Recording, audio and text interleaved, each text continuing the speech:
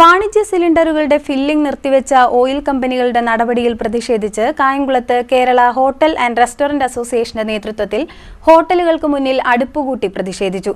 Area president എസ്.കെ. Naseer ഉദ്ഘാടനം നിർവഹിച്ചു.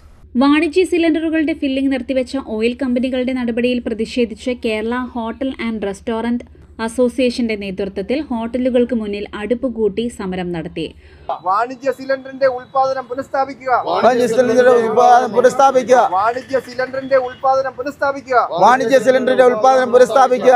Oil കമ്പനികളുടെ ഇരട്ടത്താപ്പ് അവസാനിപ്പിക്കുക. ഓയിൽ കമ്പനികളുടെ ഇരട്ടത്താപ്പ് അവസാനിപ്പിക്കുക. ഓയിൽ കമ്പനികളുടെ ഇരട്ടത്താപ്പ് അവസാനിപ്പിക്കുക. ഓയിൽ കമ്പനികളുടെ ഇരട്ടത്താപ്പ് അവസാനിപ്പിക്കുക. ഹോട്ടൽ മേഖലയെ സംരക്ഷിക്കുക. ഹോട്ടൽ മേഖലയെ സംരക്ഷിക്കുക. ഹോട്ടൽ മേഖലയെ സംരക്ഷിക്കുക. ഹോട്ടൽ മേഖലയെ സംരക്ഷിക്കുക.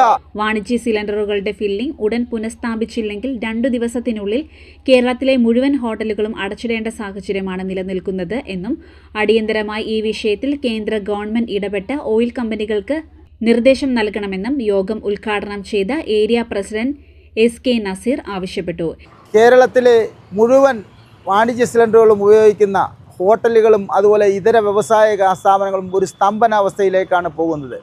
നമുക്കറിയാം, ഇതൊരു പൊതു പ്രശ്നമായി ഏറ്റെടുത്തുകൊണ്ട് വേണം നമ്മൾ മുന്നോട്ട് പോകാൻ. കാരണം ലക്ഷക്കണക്കിന് തൊഴിലാളികളും ലക്ഷോപലക്ഷം ആളുകൾ തൊഴിലെടുക്കുന്ന ഒരു തൊഴിൽ മേഖലയാണ് ഹോട്ടൽ മേഖല. ആ ഹോട്ടൽ മേഖല സ്തംഭനത്തിലാകുമ്പോൾ കേരളത്തിൽ ഒരു ദിവസം 1 കോടി ജനങ്ങളാണ് കേരളത്തിൽ മാത്രം വീട് വിട്ടാൽ വീടായി ഹോട്ടലുകൾ ഉപയോഗിക്കുന്നത്. അപ്പോൾ അത്തരത്തിൽ ഈ ഹോട്ടലുകൾ സാധാരണക്കാർക്ക് ഉപയോഗിക്കാനുള്ള അവസരങ്ങൾ നിഷേധിക്കപ്പെടുന്ന ഒരു സാഹചര്യത്തിലേക്കാണ് നീങ്ങുന്നത്.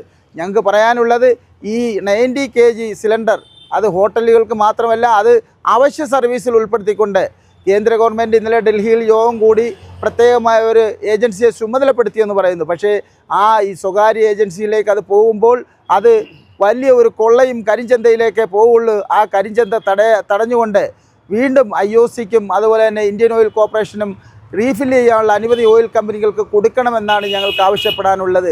ഇത് ലക്ഷോപലക്ഷം ജനങ്ങൾക്ക് പ്രതികൂലമായി ബാധിക്കുന്ന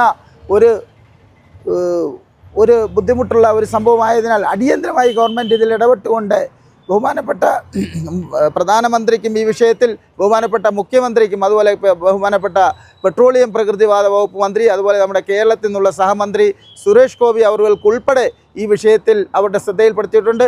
ഈ വിഷയത്തിൽ പ്രധാനമന്ത്രിക്കും മുഖ്യമന്ത്രിക്കും കേന്ദ്ര പെട്രോളിയം മന്ത്രിക്കും നിവേദനം നൽകി. യോഗത്തിൽ area working president Biju Das അധ്യക്ഷത വഹിച്ചു. സത്താർ നൂറുദ്ദീൻ സ്വാഗതവും രമേശ് ആര്യാസ്, ബദറുദ്ദീൻ മലബാർ, ബിജുകുമാർ, വിജയകുമാർ ശ്രീകൃഷ്ണ, ഹരി ശ്രീഹരി, പ്രസന്നകുമാർ മക്തും, എബിൻ എന്നിവർ സംസാരിച്ചു. CDNet news, Kayamkulam.